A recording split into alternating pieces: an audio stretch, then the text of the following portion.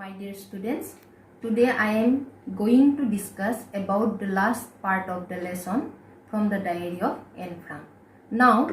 please you open your textbook and look at the last part of the lesson. মৰমৰ শিক্ষাৰ্থীসকল আজি মই তোমালোকৰ লগত from the diary of Anne Frank নামৰ পাঠটিৰ শেষৰ কথাখিনি আলোচনা কৰিব খুজিছো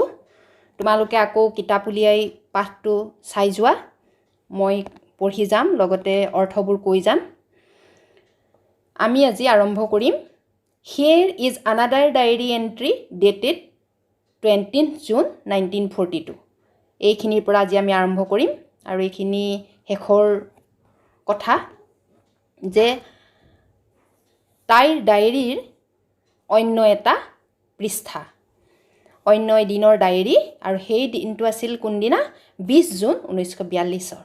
আগৰ ডায়েৰীখন প্ৰথম দিনা লিখিছিলে তাই 14 জুনত আৰু তাৰ পিছত এটো 20 জুনত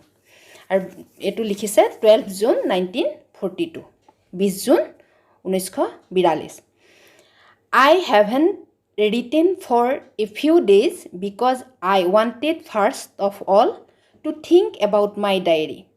যে মই কেইবাদিনো ধৰি ডায়েৰীত একো লিখা নাই কাৰণ মই প্ৰথমতে ভাবিব খুজিছো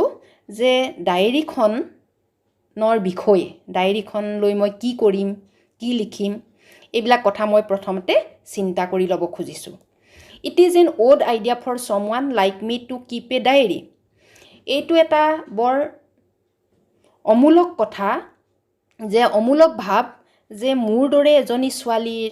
ডায়েৰী লিখা কথাটো Not only because I have never done so before.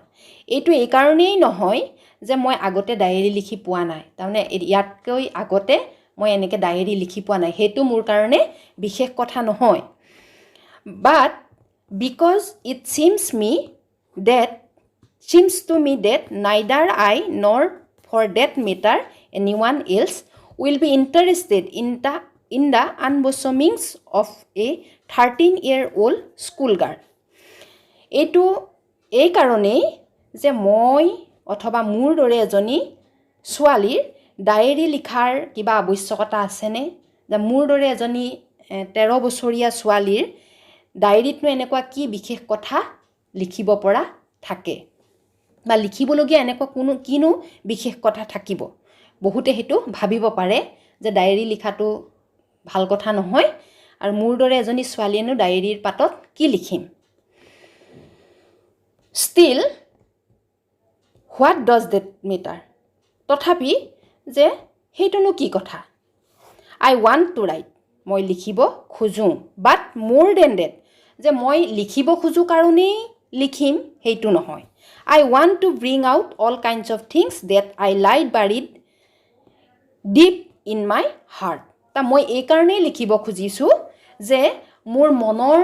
গভীৰত বা মোৰ মনৰ ভিতৰত এনেকুৱা বহু কথা মই এনেই পৰি আছে বা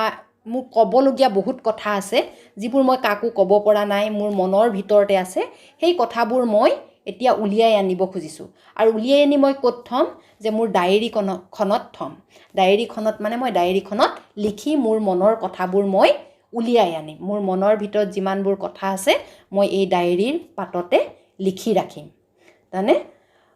মোৰ ভিতৰত এনে যিখিনি কথাই গুজৰি গুমৰি আছে সেই কথাখিনি মই এতিয়া ডায়েৰীৰ পাতত লিখিব খুজিছো There is a saying that paper is more patient than man. এইটো কোৱা হয় যে কাগজ মানুহতকৈ বেছি ধৈৰ্যশীল It came back to me on one of my slightly melancholy days. এই কথাটো মোৰ কাৰণে হসা যেন লাগিলে আৰু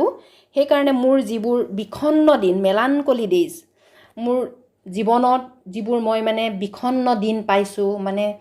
মোৰ কাৰণে অতি বেয়া দিন পাইছো while I sat chin in hand যেতিয়া মই গালত হাত থৈ বহি থাকো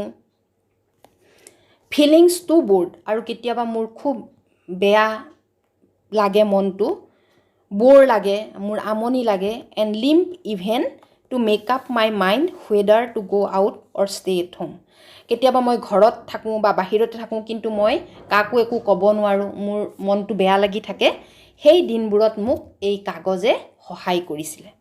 য়েছ there is no' doubt that paper is patient হয় যে পেপাৰ সঁচাকৈয়ে বা কাগজ সঁচাকৈয়ে ধৈৰ্যশীল and as I don't intend to say this cardboard covered notebook আৰু এইটো মই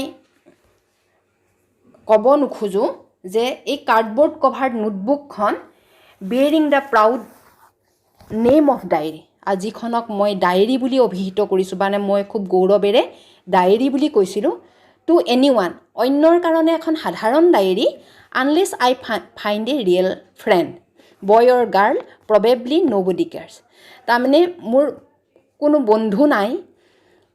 একদম ৰিয়েল ফ্ৰেণ্ড যিটো প্ৰকৃত বন্ধু মোৰ তেনেকৈ কোনো নাই ল'ৰাই হওক বা ছোৱালীয়ে হওক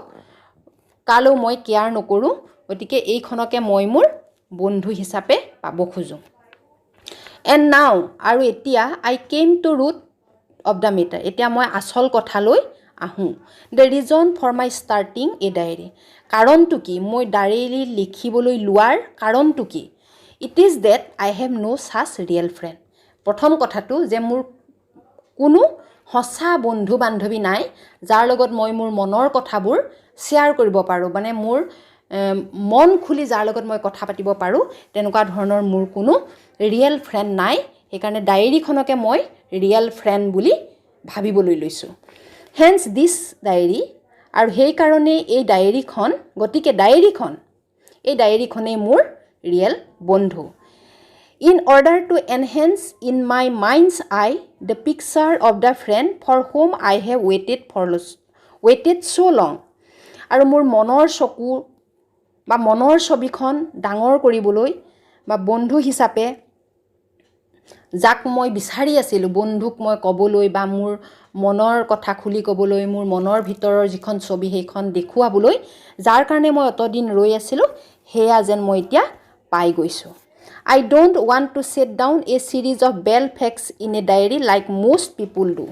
অন্য মানুহৰ নিচিনাকৈ মই এই সাধাৰণ ঘটনাবিলাক এই ডায়েৰীত লিখিব নোখোজোঁ মানে যিবোৰ সাধাৰণ সচৰাচৰ ঘটনা লিখে সেইবিলাক কথা মই ডায়েৰীত লিখিব নোখোজোঁ but I want this diary itself to be my friend. কিন্তু এই ডায়েৰীখনকে মই মোৰ বন্ধু হিচাপে পাব খোজোঁ and I shall call my friend Kirti আৰু সেইকাৰণে মই মোৰ বন্ধুৰ নাম এটা দিছোঁ কীৰ্তি বন্ধু মানে ডায়েৰীখনৰ কথা কৈছে আৰু ডায়েৰীখনৰ মই নাম এটা দি লৈছোঁ যে মই নাম দিম কীৰ্তি মই সদায় মানে মাতিম কীৰ্তি বুলি no' one will grasp what I am talking about if I begin my letters to Kirti এতিয়া কোনোবাই কিবা ক'ব সেইটোলৈ মই কেয়াৰ নকৰোঁ আৰু মই এতিয়া মোৰ বন্ধুক মাতিম কীৰ্তি বুলি প্ৰথম মই কীৰ্তি বুলি মাতিম just out of the blue এইটো অকল মানে চিয়াহীয়ে লিখা এটা শব্দ নহয় কীৰ্তি শব্দ নহয় চ' এবিল আনউইলিংলি তাতকৈ বহুত বেছি কিবা কিবি তাৰমানে মোৰ বন্ধু মোৰ খুব ভাল সহচৰ এই বুলি মই ভাবিম আই উইল ষ্টাৰ্ট বাই কেটচিং in brief the story of my life আৰু এতিয়া মই মোৰ জীৱনৰ সেই মোৰ চমু জীৱনৰ ঘটনাবিলাকৰ বিষয়ে লিখিবলৈ আৰম্ভ কৰিম মৰমৰ ছাত্ৰ ছাত্ৰীসকল এইখিনিয়ে আছিল শেষৰ কথাখিনি তোমালোকে চাগে কিছু বুজি পাইছা যে এন ফ্ৰাংক নামৰ ছোৱালীজনীয়ে কি দুখত তাই ডায়েৰী লিখিবলৈ লৈছিলে আৰু আমাক তাইৰ পেজ দিলে 2টা পৃষ্ঠাৰ বিষয়ে ইয়াত বৰ্ণনা কৰিলে তাই লিখা কথাখিনিকে হুবহু তুলি দিছে